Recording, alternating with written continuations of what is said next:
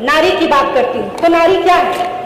जब अध्यक्ष जी ने ये कहा था कि एक दिन हम पूरा समय नारी को देंगे, महिलाओं को बोलने को देंगे, तो मैं पीछे से आवाजें सुन रही थी, या कुछ मेरे भाई लोग भी बोल रहे थे कि साड़ी पहन के खाना खजाना और तमाम तरह के शब्द। अध्यक्ष जी ये सत्य है कि मैं सुन रही थी पीछे।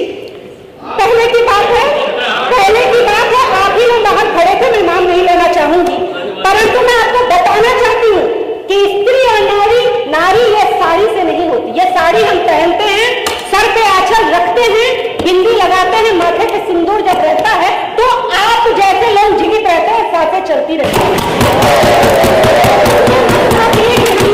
साड़ी पहनी, साड़ी से ऊपर उठकर जब कोई जीव अपने जीवन के नए नए आयाम पराकाष्ठा को पाता है तब वो स्त्री बनता है।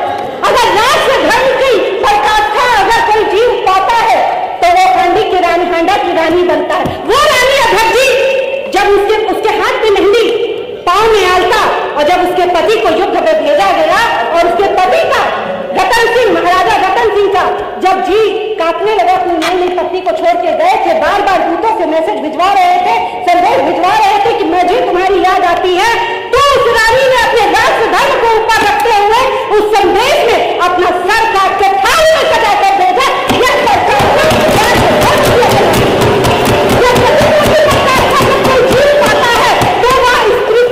बनकर आती है और जिस यमराज के सामने बड़े बड़े देवता झुक जाते हैं, उस यमराज से अपने पति के प्राण छीन कर लाती है, तब वो स्त्री बन जाती है।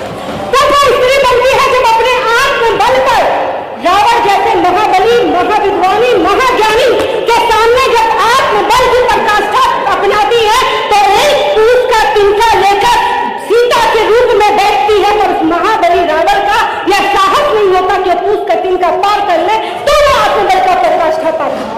जब अपने आत्मसम्मान पर आती है तो उसी भारत देश में महाभारत भी द्रौपदी बनकर दिखलाती है, तब वो स्त्री बनती है। और हाँ, जब हम सौर्य रूप में आते, जब मैं सौर्य रूप में आती हूँ तो मैं मुंह बोल बुंदेले हर बोलो के मुंह, हमने सुनी कहानी